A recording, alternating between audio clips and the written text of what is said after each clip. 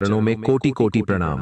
आज का यह वीडियो हर उस शिव भक्त के लिए बहुत ही खास और महत्वपूर्ण है जो अपने जीवन से हर प्रकार की परेशानियां, बीमारियां, पैसों की तंगी, पारिवारिक क्लेश और जन्म कुंडली के भारी दोषों को दूर करके भोलेनाथ और नाग देवता का सच्चा आशीर्वाद पाना चाहता है।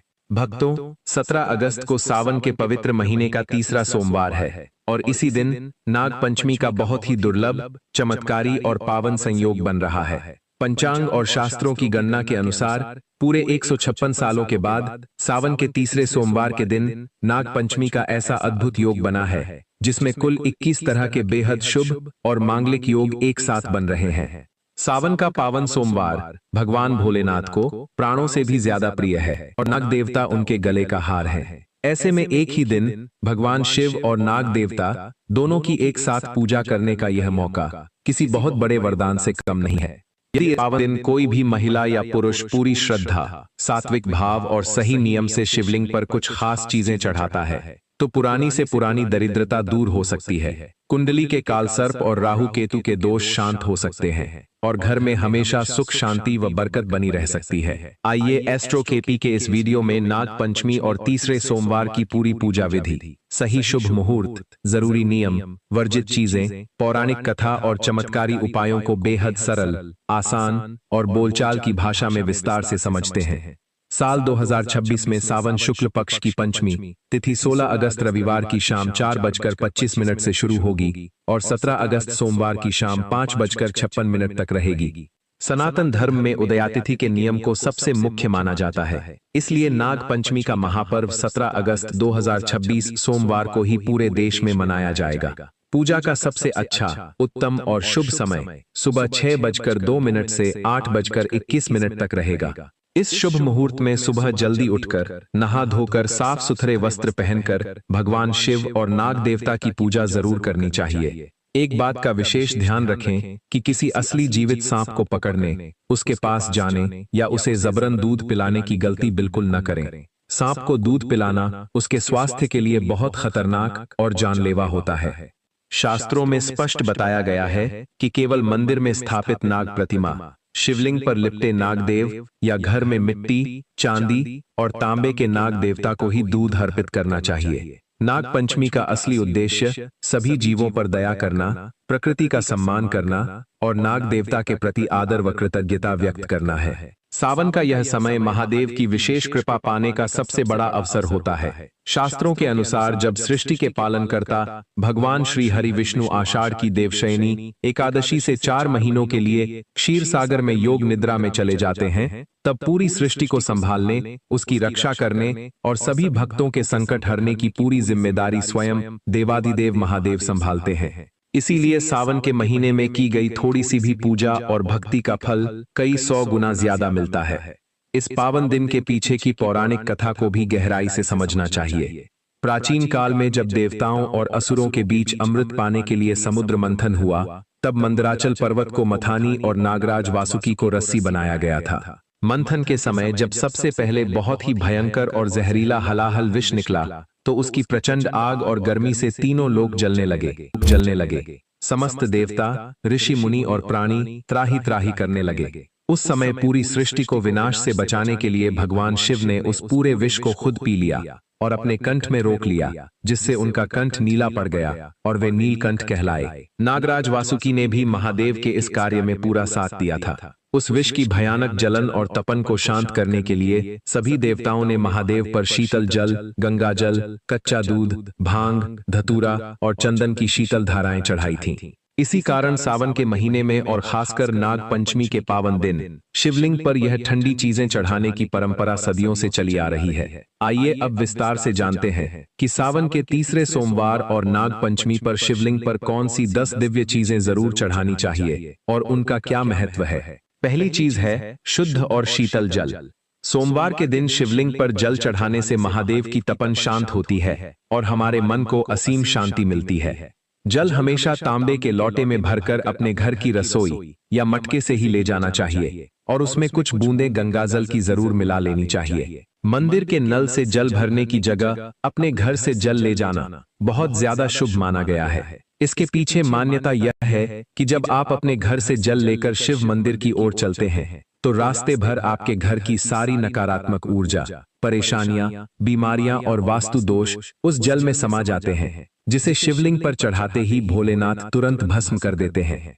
जल चढ़ाने के बाद जो जल नाली यानी जलहरी से बहता है उसे कभी भूलकर भी लांघना नहीं चाहिए। उस बहते हुए जल का थोड़ा सा अंश अपने लौटे में वापस ले लें और घर लाकर घर के मुख्य दरवाजे, तिजोरी और कमरों के कोनों में छिड़कें। इससे नजर दोष, भूत प्रेत बाधा और नकारात्मक ऊर्जा का तुरंत नाश होता है। दूसरी चीज है गाय का ताजा और शुद्ध कच्चा दूध। नाग पंचमी और तीसरे सोमवार पर गाय का कच्चा दूध शिवलिंग पर चढ़ाने से शरीर की पुरानी बीमारियां दूर होती हैं, संतान सुख मिलता है, दरिद्रता समाप्त होती है और से महत्वपूर्ण है।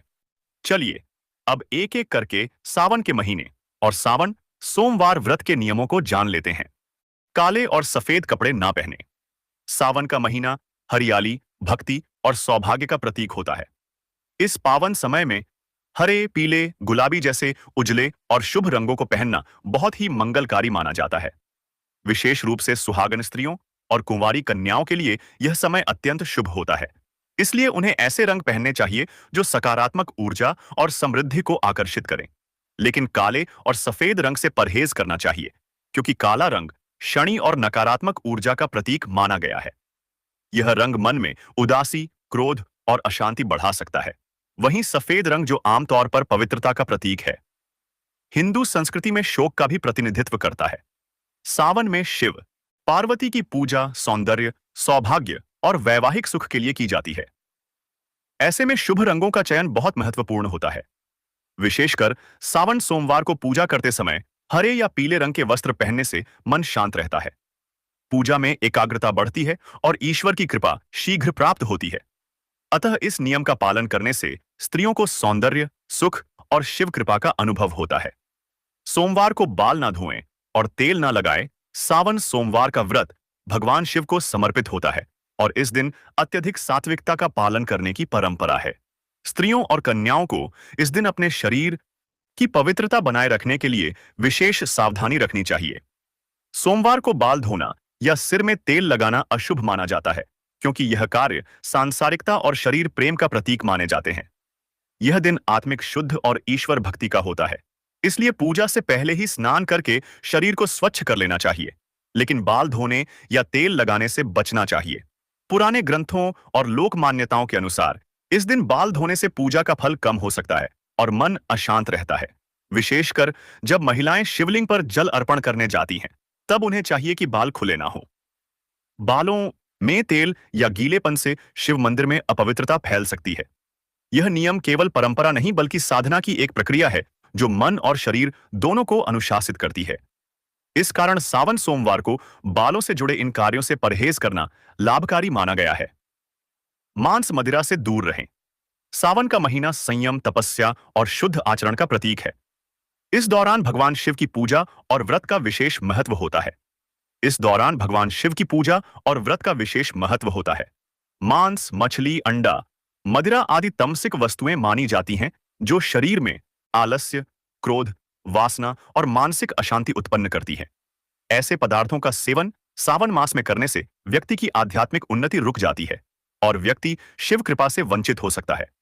सुहागन स्त्रियों और कन्याओं को इस महीने सात्विक आहार लेना चाहिए, जैसे फल, दूध, जल, साबूदाना, मूंगफली, सेंधा नमक आदि। इस पवित्र समय में तामसिक भोजन करने से पूजा का फल नहीं मिलता और व्रत की शक्ति भी क्षीण हो जाती है। सावन सोमवार में किया गया व्रत और शिव उपासना शरीर और मन की शुद्धि का माध्यम होती है, इसलिए जीवन शैली को भी वैसा ही सात्विक रखना चाहिए। मदिरा और मांस का त्याग करके जब कोई महिला शिव की आराधना करती है तो वह न केवल ईश्वर के निकट जाती है बल्कि अपने जीवन में शांति, स्वास्थ्य और सौभाग्य भी प्राप्त करती है। व्रत रखकर दूसरों को नीचा ना दिखाएं। सावन मास में व्रत करना पुण्य का कार्य है, लेकिन यदि व्रती अहंकार करने लगे तो वह पुण्य भी निष्फल हो जाता है।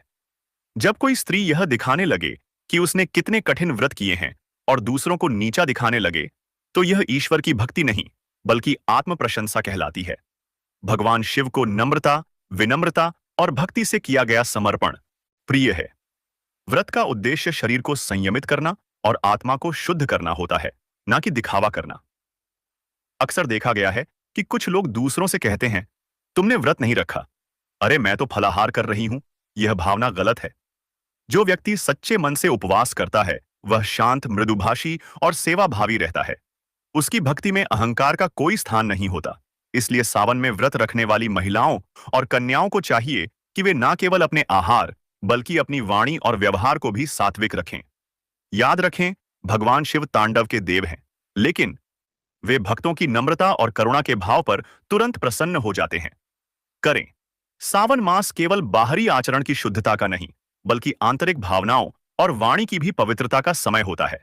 इस पावन माह में भगवान शिव की पूजा करने वाली महिलाओं और कन्याओं को चाहिए कि वे किसी भी हालत में झूठ ना बोले। झूठ बोलना एक पाप है और यह पवित्रता को नष्ट कर देता है। साथ ही कटुवाणी यानी किसी को ताना मारना, गाली देना, व्यंग करना या क्रोध में कठोर शब्द कहना, यह सब इस मास में वर्जित है। ऐसे शब्द दूसरों को आहत करते हैं और खुद के पुण्य को भी नष्ट कर देते हैं। शिव जी को शांति प्रिय है। वे त्रिकालदर्शी हैं और सच्चाई के संरक्षक भी हैं। इस महीने में विशेष रूप से मौन का पालन करना और कम बोलकर अधिक पूजा करना शुभ माना गया है।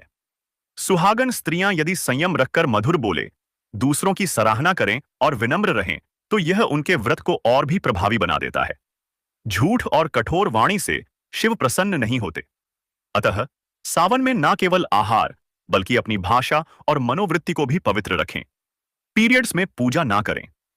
हिंदू परंपरा में मासिक धर्म को शरीर की प्राकृतिक प्रक्रिया माना गया है, लेकिन धार्मिक दृष्टिकोण से इसे शारीरिक अशुद्धि का काल माना गया है।